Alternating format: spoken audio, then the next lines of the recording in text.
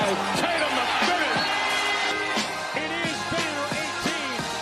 The mission demanding is mission accomplished.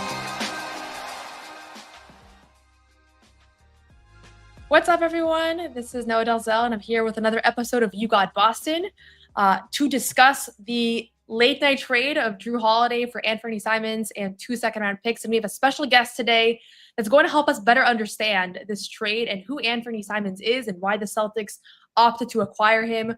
Welcome to the show, Sean Highkin of the Rose Garden Report. Hey, how you doing? Oh, it's good to be with you. Yeah, thank you so much for doing this. We are excited about this trade. I think overall, we did a live reaction show on the Garden Report, which you can find on YouTube right as it broke. But I don't know if you do live reactions. I feel like I always have one thought right when something happens. And then the next day I even rewatch the game or I think more about a trade. And it's like you start to understand the nuance a little bit more. I think with this one, everybody in Boston thought that Jrue Holiday was likely going to go this summer just because of the Celtics payroll.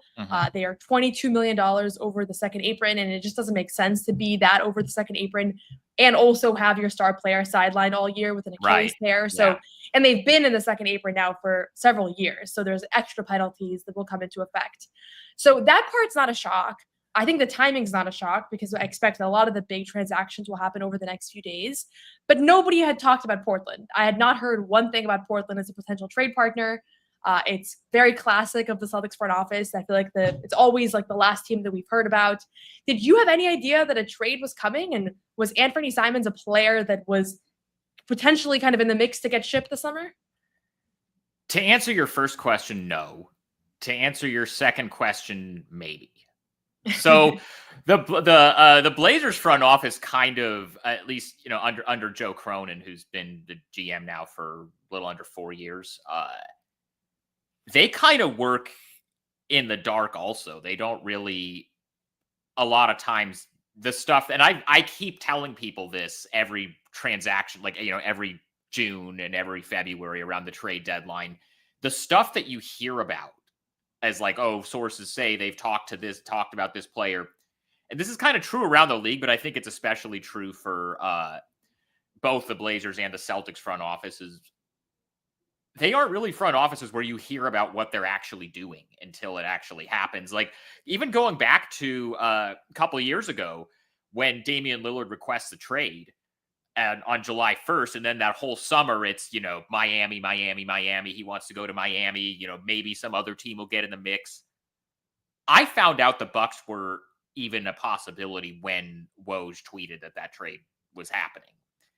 And then, I think the Jrue to Boston thing was a little bit less of a surprise because, once that trade happened, then it was pretty clear they were going to reroute Jrue somewhere, and Boston was one of the teams that made sense. So that one wasn't really a surprise. But then almost exactly a year ago, it could be exactly a year ago, I don't have the exact dates, but on draft night last year, the Blazers had the 7th pick and they had the 14th pick. About an hour before the draft, they used the 14th pick and another pick and Malcolm Brogdon to trade for Deni Avdija. And it did, you spend the last few months leading up to the draft going through like potential trade targets, right, possible guys.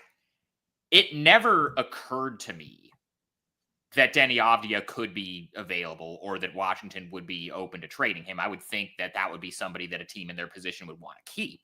So when that actually happened, I was like, oh, okay, I guess they kept that one quiet. And now this Jrue thing was kind of the same way. Like, to answer your question about whether I thought Anfernee could be moved, I think sure, because I think that I don't think they were actively shopping him. I don't think they were just calling teams and saying, hey, what are you going to give us for Anfernee Simons?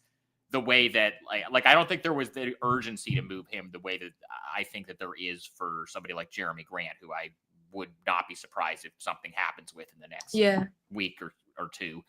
But the Blazers are kind of in this position where obviously the second half of last season, they won a lot more games than anybody expected. They came into the year expecting to kind of be with the Washington, Utah, Charlotte group of teams that was going after the lottery, going after Cooper Flag. And then they went 23-18 over the course of the second half of the season. And then, Chauncey Billups got an extension, and Joe Cronin said at the end of the season that their goal is to be, in the mix for the playoffs next year. And it became pretty clear that the guys that are their core, quote unquote core guys that they're building around, or that the guys that they see as real long-term pieces, are the 5 young guys, which is Scoot Henderson, Shaden Sharp, Denny Avdia, Tumani Kamara, Donovan Clingan. Anfernee Simons is not a part of that group. And if you really want to find out what you have in Scoot Henderson, who, had a pretty rough rookie season, rough first half of last season, and then made some huge strides the second half of last year, you're never going to be able to find out either way what you have in Scoot or don't have in Scoot unless you traded Simons. And so I thought at some point, whether it was this summer or at the deadline, that would be something they would explore. I didn't think it would necessarily. First of all, I didn't have Boston on my radar as a team that trading for him, but that was one to give you like the very short answer. Yes, this came out of nowhere. So I think the first thing when you start talking, and for those that are just joining, Sean is the Portland Trailblazers reporter. So we're very lucky to have him on right now to discuss this transaction. So I think what's interesting is that the Celtics are very tight-lipped. Nothing really ever gets out. Nobody ever gets the predictions right, which is why I don't do trade predictions. I do everything else in the offseason. There's no point. I don't find the game entertaining. If I did, maybe I would do it. And you get aggregated. Like if you say like if you're somebody who is a reporter that is at games and like people know that like you have talked to like people in the organization. If you throw something out as like, oh, this would make sense for them to do it. It's going to get, I had to deal with that so much a couple summers ago during the Dame trade request stuff where, something you just say offhand on a podcast gets picked up by like NBA Central or one of those accounts. So I try to stay away from that stuff. That's my biggest nightmare. There's nothing I hate more than getting a notification and seeing my name in NBA Central or Legion Hoops. Like it's the worst. The anxiety right away. I'm like, is that even true? And even if it's a quote that I know happened, I still hate it. So in any case, I think it makes sense that these two teams have been good trade partners, because if you want to keep everything in-house and it's so important for you to not to get things leaked, like it's not a coincidence that in recent years, there have been multiple times where these two teams have worked well together. And this appears to be one of those times where nobody had a clue that it was happening. And next thing you know, Jrue Holiday is reportedly staying in Portland for now, at least, is my understanding, right? That's the plan. Yeah.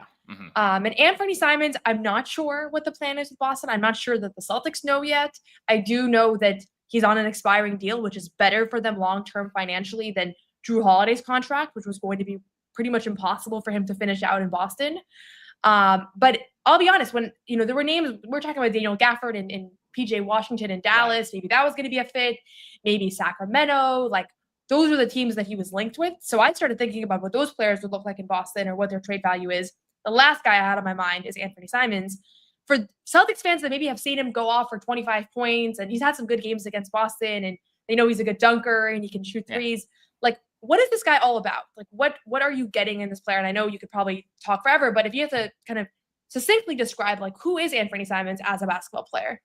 Well, he can do that. And I'm gonna be really, if Boston does end up keeping him and not rerouting him somewhere, I'm going to be interested to see kind of what his role ends up being, in kind of a weird season like this where, like, Tatum's obviously not going to play the whole year. So they're not going to be one of those like upper echelon contenders in the East if he's out for the whole year. So it could be an opportunity for Ant to, and by the way, this is going to be a thing. Like, I guarantee you're going to get into this with Minnesota people. People call Anfernee Simons Ant. And there's been like this whole thing, and we've kind of asked him about it, and apparently that's what his mom called him. So if people think that he shouldn't be called that because his name is Anfernee, take it up with his mom. So I'm just going to say, when I'm referring to him as Ant, that's what we call him. That's not, I've heard people say that, and I'm like, is that a typo? Like, is that a verbal typo? No, it's not. But again, it's according to him, it's his mom that started calling him that. So we can call him Ant for now. That's gonna. I've had some fun with it in the past when they've played the Timberwolves, and I'll just tweet out like Ant did this without specifying just to try to mess with people. But anyway, so Ant, he's got, and he's kind of, it's interesting that he's gone through kind of a few different progressions of, what his role has been in Portland over the 7 years that he was here. He didn't really play that much as a rookie, but then there were a couple of seasons before they traded CJ where he was kind of the sixth man or kind of the bench scorer type, which I think at this point is honestly on a good team, that's kind of what I think he's the best suited to be as far as what his role is. And then, once they traded CJ, they kind of plugged him into the CJ spot alongside Dame for that, that year and a half. And he was kind of the full-time starting two guard. And, I think he's a guy that's better with the ball in his hands, but I think over the last couple of years that he's kind of had a more featured role. He's gotten better at playing off ball, especially like that year that he was starting full-time next to Dame. And then after they traded Dame, he kind of, Scoot Henderson, who they obviously drafted third overall. Scoot started day one of his rookie season, and Ant started at the 2. And then, over the course of the first couple of months when Scoot kind of had a rough go of it at the beginning of his rookie season, they, some stuff changed around, and, Ant starting at the 1 again with Shaedon Sharpe playing the 2 instead. And, they've kind of done stuff like that. But Ant, he's not much of a defender, obviously. Like, it's kind of, a small guard, with his athleticism, that's not been his strong suit. But offensively, he's gotten a lot better, I think, as a playmaker. He can get hot. He's a really good shooter. He can get hot, and especially, you have on a team like the Celtics where everybody that they have in their rotation can shoot. He's going to get plenty of open shots. So I think he's going to have a really effective season as a scorer. He's a pretty good creator off the dribble. I think it's a good situation for him if they end up keeping him, which it doesn't sound like you think that's a lock. I don't think it's a lock. Maybe it's 50-50, but I have to guess right now. I don't think we're ever going to see him in a Celtics jersey. Like, that's just what my intuition tells me. So okay. I haven't been like doing the whole like welcome to Boston Anfernee Simons stories yet, which luckily, it's only 4:00. So I've had plenty of stuff to write about Jrue and just the trade itself. But it's interesting. The defense obviously is what pops the most when I think about his potential fit in Boston, because there really haven't been players in the Celtics rotation in recent years that are negative defenders. Like right. Peyton Pritchard and Sam Hauser are the two guys that have at times been liabilities. And I don't know how much you've caught of either of those guys, but I know really all about Peyton Pritchard. He's an Oregon guy.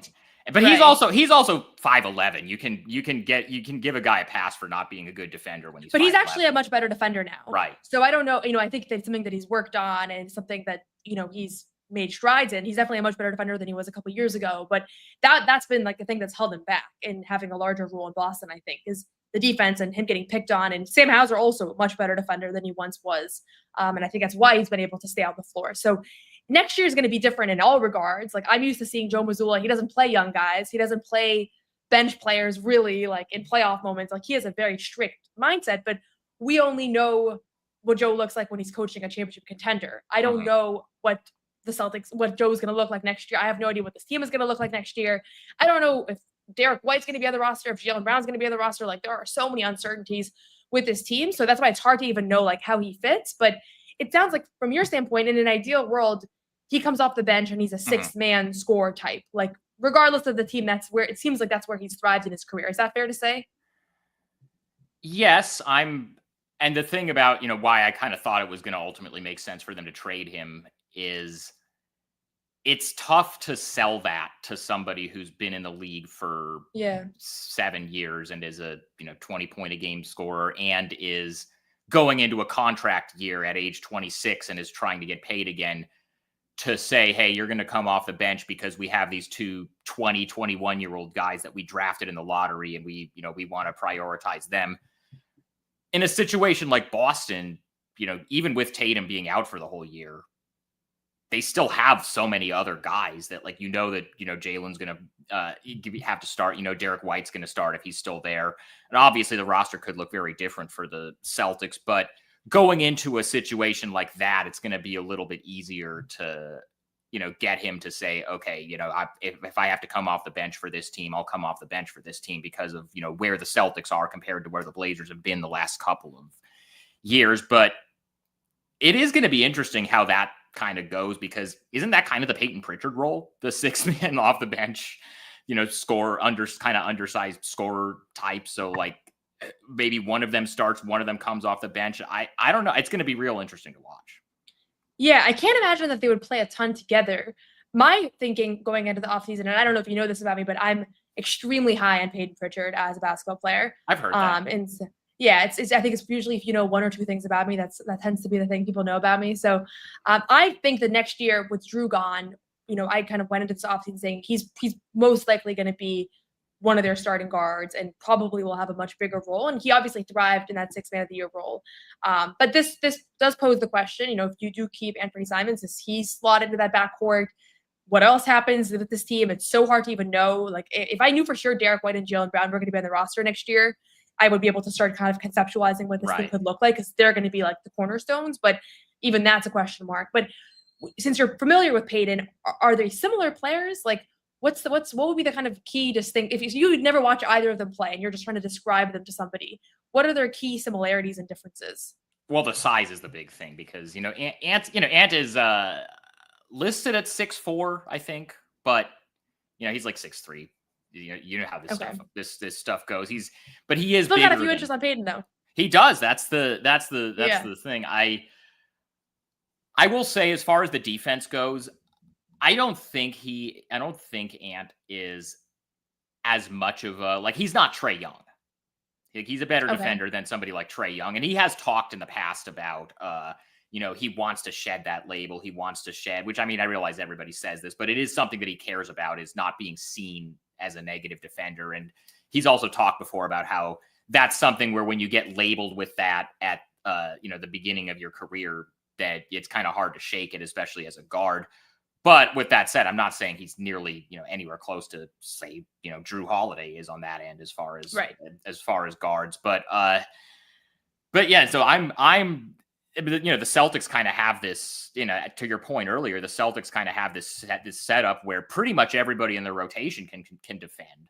So maybe either, he fits in well, like from a team standpoint there, or they have enough good defenders they can put around him that they can, hide him enough that, what he brings on the offensive end is enough of a positive to kind of balance that out. That would be the best case. Got it. We're just going to hear a quick message from our friends over at PrizePicks and then get back to a little bit more conversation here. PrizePicks is the best place to turn your sports knowledge into cash. With millions of members, PrizePicks has made daily fantasy sports accessible to all. You just pick more or less on at least 2 players for a shot to win up to 2,000 times your cash. Run your game all season long on PrizePicks. PrizePicks is the best way to get action on sports in more than 30 states, including California, Texas, and Georgia. PrizePicks is the best place to win cash while watching sports. Join millions of users and sign up today. On PrizePicks, you can mix and match player projections from different sports, combine your favorite basketball players with players from baseball, hockey, esports, and much more. PrizePicks invented the flex play, which means you can still cash out if your lineup isn't perfect. You can double your money even if one of your picks doesn't hit. Sign up today and get $50 instantly when you play your first $5 lineup. You don't even need to win to receive the $50 bonus. It's guaranteed. PrizePicks is the best way to win real money this basketball season. Which players are going off, which ones aren't. Make your picks in less than 60 seconds and turn your sports takes into real money all season long on PrizePicks. Download the app today and use code CLNS to get $50 instantly after you play your first $5 lineup. That is code CLNS to get $50 instantly after you play your first $5 lineup. PrizePicks, run your game. So for those just joining, feel free to put questions in the chat and we can go through some of those questions as well. I wanted to ask you a little bit about him off the floor, because one of the things that's kind of been a hallmark of the Celtics is that, you don't really, and I always say this, you don't actually know what everybody's like behind the scenes, things happen, but they've generally had good guys on the roster that are involved in the community, that are really easy to work with as far as the media goes. Yeah. What's he been like just working with you and just kind of getting to know him over the last few years? Oh, he's great from that standpoint. Obviously, he's not, it's probably from a Blazers, media standpoint, somebody like Jrue, who's like an all-time great guy, is probably a little bit of an upgrade there. But no, Ant's a really nice guy. He's pretty low key. He doesn't really, you're not going to see him kind of, out doing a lot of stuff. He does do a ton of charitable stuff, behind the scenes, but he's one of those guys where he does a lot of that kind of stuff, but he doesn't really make a big deal out of it or advertise it or draw a lot of attention to it. One thing that's kind of funny that, you're gonna notice this seeing him every day. There are some guys that, especially now in the league fits era, there are guys that come into every game with something, with something different on, and it's like a whole thing. Jeremy Grant, obviously in Portland, is one of those guys. He's like one of the premier fashion guys in the NBA. I don't think Ant owns any clothes that aren't Nike Tech Fleece sweatsuits. Oh, really? I don't think like you'll see him every day in just a different. I think he probably owns like over 100 like Nike, Tech Fleece. Like he pretty much only wears Tech Fleece exclusively. Like it's to the point where it's like kind of a running joke. But that's like Sam Hauser and Luke Cornett. So he'll those fit two in. guys. Those two guys are always like wearing their main Celtics gear, like sweatpants. So he'll fit in. And then you have guys like that are coming in with it's always funny to see like when I see the guys coming in, it looks like they're all going to something different. Some of them are dressed up to go to like the Grammys, and then others look like they're showing up at practice. Right. Right. It's like, like again, in Portland, you have the Jeremy Grant who like goes to Fashion Week in Paris and is always wearing these just insane, like design, stuff that like neither of us will ever be able to like probably cost like more money than both of us make in a year combined, like type of stuff. And then again, Ant just kind of shows up in, in Tech Fleece, like tracksuits. And other than that, he's got, I'll say this, he's gotten a lot more comfortable, and he's one of those guys like I've been covering the team for a long time. So I was there when he was drafted in 2018, and he was such a shy kid that like I don't think I probably heard him say like 3 words his whole rookie season. Like he was just really? He was just very like it took a while for him to kind of come out of his shell, but now he's very talkative. He's very he's much more comfortable around media folks, and it's going to be interesting to see the adjustment to Boston, because obviously that's a much bigger media market with a lot more people around than somewhere like Portland is. But yeah, I mean he's a really good guy. He's you're gonna like him. He's got, if we meet him, if you do, I guess that's going to be figured out. I hope. Yeah, now if they get traded, I might have to meet him in the away locker room. Yeah, he's a relatively new dad. He's got a son who's about, I want to say 18. He was born during not this past season, but the season before, so 18 months maybe. So that's obviously like he posts a lot of that on social media. That's a great thing for Boston. Like, I will say, if you're a dad and you want to figure out where to play, the Celtics have the most like family oriented culture. The kids are running around on the floor. Joe Mazzulla lets kids sit on the bench. Like it's a whole thing. I've read stories about it. So if his kid's around, like he will fit in with everybody's a dad. No, that's great. Boston. Well, that's which is different than like Portland. I feel like a lot of younger guys probably, I'm sure some of them don't have kids. It's really just, I think it's like, I think the only guys on the Blazers besides Ant that have kids are Jeremy, Rob, and there's one other. I'm forget. DeAndre Ayton has a son. So like it's not that many. Like back when Dame was here, like his he's got Dame Jr. and then he has the twins, and they were kind of always running around. You're not really the Blazers are so young that like some teams, every team's in a different spot. Yeah, but for a team like the Celtics where it's like a lot of older guys who have kids. Ant's got a son who's about 18 months, maybe like closer to 2 years. But so that's something that obviously is a big part of his life. He's really into video games. I don't know if that's something I'm not a video game person, but I'm not, but there are guys in the team. Jordan Walsh, we just had him on a Garden Report earlier today. So he'll find his way again if he comes to Boston. And my question to you is, if they are looking to trade him, because I know the trade is not yet official and not even announced, if they do look to reroute him, do you have any sense of what his trade value is? It's confusing to me. I don't know if this is the best return that the Blazers could get for Anfernee Simons, or if they just really wanted Jrue Holiday and they want to take that next step to be more competitive. But like, do you have any sense over the last few years, like how he's perceived around the league? I don't know. That's a tough one, because guys like him who are, really, smaller guards, really good scorers and really good shooters, but are kind of one-way players. Those types of guys are not really valued nearly like you saw, and obviously he was making like twice as much money as Ant does, even on this contract. But like you saw what kind of the trade market was for somebody like Zach LaVine, and how that was maybe not what it would have been a few years earlier.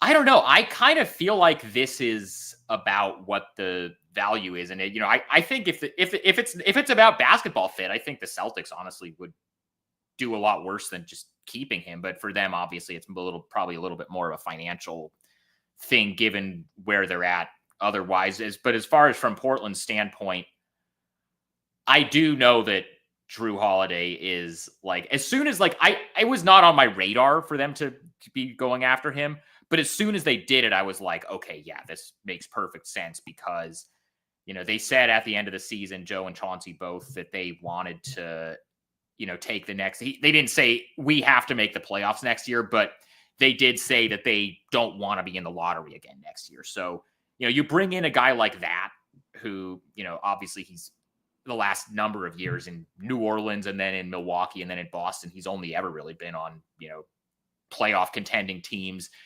They've had kind of a locker room leadership void since they traded Dame, and Jrue is like one of the, you know, few guys in the league that's kind of on Dame's level in that regard, as far as like the way he's seen around the league as like a teammate and as a person and all that kind of stuff. He's a, you know, defensive minded guy that Chauncey, Chauncey loves that, you know, especially like as a point guard himself, that, you know, maybe had some similarities to him as a player during his career. And the thing I'm going to be curious about how that works is whether Jrue, and you'd be able to, I'm actually kind of curious about this, what you think, because you obviously you know him a lot better than I do. You've covered him for 2 years. How willing do you think he would be to come off the bench for a team like Portland? It's tough. Jrue is routinely described by everybody in Boston as the most selfless player. Sure. He's willing to take 2 shots a game. He's willing to do whatever. He mentors the young guys. Like, you could ask ChatGPT to say, give me 100 positive quotes and I could find them in my reporting as far as things about Jrue Holiday. The thing is, though, is that throughout the past 2 years, it's all been on a championship contender. Right. So that sacrifice has been in the name of something bigger, and that's going for a banner, right? And he did that in the first year, and they came up short in this most recent season. And he talks about championships all the time. I don't think that he was surprised that he got traded this summer. I don't know that he expected it to be for a team like Portland that's not necessarily in the mix to contend. So that'll be the question, if he's how he's able to buy into play for a team that's not going to be contending anytime soon. But you could see like a Detroit Pistons type rise, right, where they added a couple of veterans, and I think that's their plan. That's the thing I was thinking, you know, like a Tobias Harris type move. Obviously, I think he's a better player, but you have this idea of like, let's take the young guys and give them some pieces that can help them win more games and create a more winning culture. And so maybe he buys into that vision. I think he will, because he's the ultimate professional, and I've never heard him not buy into something. Right. So I think he would probably buy into coming off the bench too. I think just the challenging thing for me will be less about his role and more about the situation, and the fact that he'll probably have to give up this idea that he's going to contend for another championship. But at the end of the day, he has 2. He's got 2, and he's got 2, and he's got all his money. Like he's got his. So he kind of does everything. He doesn't have to worry about another contract. Like they gave him this big contract in Boston in the middle of his first year, right? And he goes into the playoffs. He has this awesome playoff run. Mm-hmm. I still think it was the right move because he was able to not worry about his role. He wasn't playing for a contract. He didn't have to think about the money. He had long-term assurance. And I've seen before when guys are playing for contracts, I'm sure you have too, like it does kind of change the dynamics a little bit when guys are worried about that. In the last few years, Celtics players have not had to, because they've all been under contract long-term. So he doesn't have to worry about really anything except for just enjoying himself and settling his family in. And he has 3 more years. So I think he'll buy into whatever. And I know he has a good relationship with Chauncey Billups, and I know that he has proven to be a good locker room guy. It's just, I think it's probably not where he imagined he'd be finishing out his career, is Portland. But, you know, I don't know a ton about like the organization. I'm sure there are a lot of worse places to go at this point too.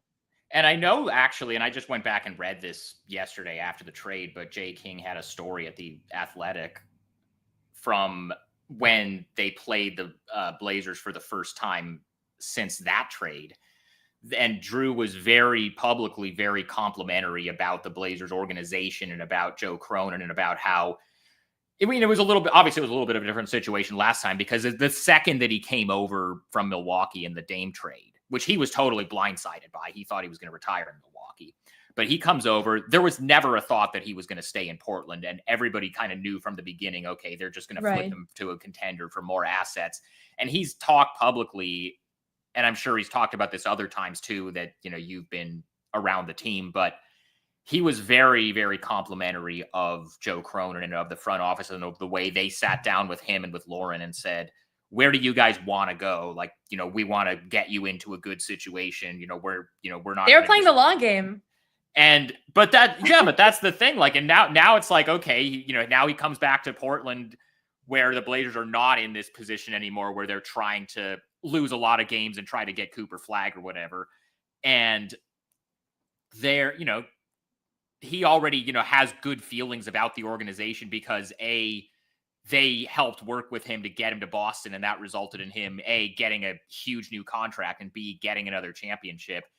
And then also, I don't know, and I'll have to maybe do some digging on this, but I don't know how much of a relationship he had with Chauncey before that whole situation happened, because I don't think their playing careers overlapped a little bit, but like by the time Jrue was like really starting to break out when he got traded to New Orleans, Chauncey was kind of like at the end of the road and kind of on his way out by then. But Chauncey, and this is why he got that contract extension at the end of the season, which I think was a surprise to everybody until like the last week of the season. Chauncey is a guy that every single player in the NBA respects and listens to and responds to because of what he did in his playing career and just kind of the reputation that he has. And like, I would not be surprised at all. And this, we saw this with Malcolm Brogdon a couple of years ago when he came over, ironically enough, in the Jrue trade.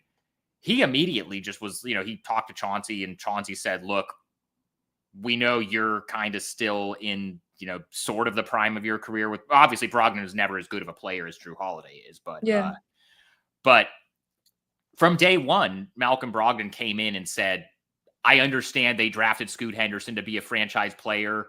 He wants to, if they want me to come off the bench so this 19-year-old kid can start, I'm totally cool with that. And I just respect Chauncey so much that if that's what he thinks is the best thing for me to do, I'm just going to go ahead and do it. And I'm going to try to help Scoot as much as I can.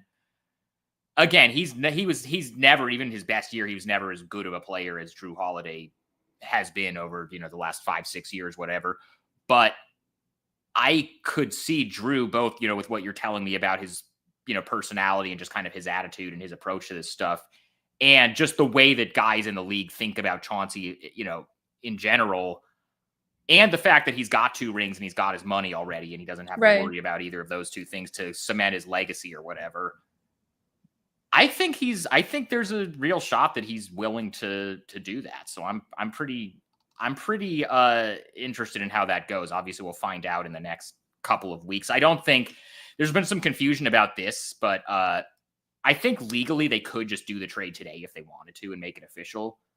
But I don't think they're going to, because I think both teams kind of have other things they have to do this offseason as far as other trades. And I think there's a chance they would, wait until July 6th to actually do it in case they expand it out and turn it into like this multi-team transaction. So, after July 6th, I think we'll find out a lot of answers to how Jrue is feeling about it, what his expectations for the role is, whether Chauncey is thinking about starting him or having him come off the bench so that Scoot and Shaden can start together. It's going to be real interesting. Yeah, I was hoping that it would be official today because we're going to hear from Brad Stevens tomorrow. And I hate, those press conferences. Oh, yeah. Like, that the information's already been reported, but we're all having a fake conversation about like what's not official yet. Joe, the last 3 years. So like last year, the Denny Avdia trade gets reported, and we obviously locally we get it confirmed like an hour before the draft, and then Joe sits down at the post-draft press conference that says, there's a reported trade out there that I can't really get into right now, but hopefully in a couple of weeks we'll be able to circle back to that. Like it's going to be one of those probably on both ends. When we just had Jordan Walsh on, the episode's coming out tonight. You guys can catch that on the Garden Report, but we were asking him about Jrue Holiday and like his reaction to finding out about the trade. And he was like, if it's true, like we'll really miss him. Hopefully it's not true. And I was like, I know he can't like actually talk about it, but it was funny because he went all in on. Oh, can he? I don't think there's no. It's coaches and it's general managers that aren't allowed to comment on stuff until it's official. I think the players are like advised to not. I don't know. Well, sure, I'm sure he's been like well coached and well PR, but players can say whatever they want about. Yeah, he could have gotten into it, but he chose the pathway of. I've heard the rumors, but I love Jrue, so it was pretty funny. But I'm just putting in the chat. I wrote a story this morning, came out this morning about Jrue Holiday's off-court work. You'll find he's not one of those guys that gets in front of a camera and does interviews about his philanthropic work. Sure. He, in fact, does everything he can to hide it. But I love writing about off-court stuff, so I still find this stuff even if the players hide it. But he won the Social Justice Award last year for the NBA. Yeah. He also won Teammate of the Year, I believe. Yeah. Did he win Teammate of the Year? No, it was he's something won else. that. I'm pretty sure he's won He's that. won Teammate of the Year twice. He's won that more than once. Yeah. He won 2 awards last year, though. One was Social Justice and one was something else. Right. So maybe it was do they still do the J. Walter Kennedy Citizenship Award? That's what it was. That feels like something Jrue Holiday would win. Yes, it was a sportsmanship award. And I love watching him argue with the refs because he walks over, puts his arm around the ref, like makes a point, and then he immediately gets the call 5 minutes later. Yeah. He could teach a master class. He plays the game. He does play the game.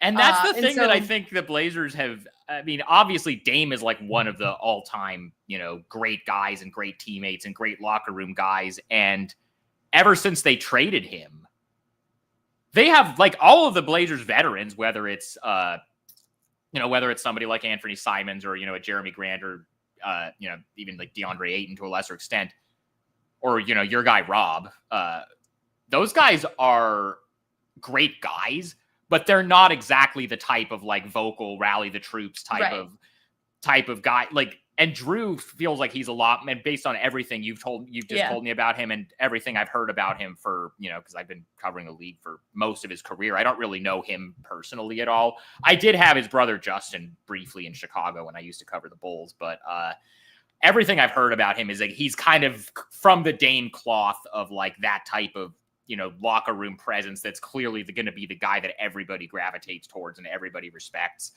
And in the last 2 years since they traded Dame, they needed a guy like that. So even regardless of whatever his on-court contributions are, his salary or his role or whatever, if he's open to it, and it seems like he is maybe more so now than he was 2 years ago, I think just from that standpoint, I think it's going to be a good addition for Portland for sure.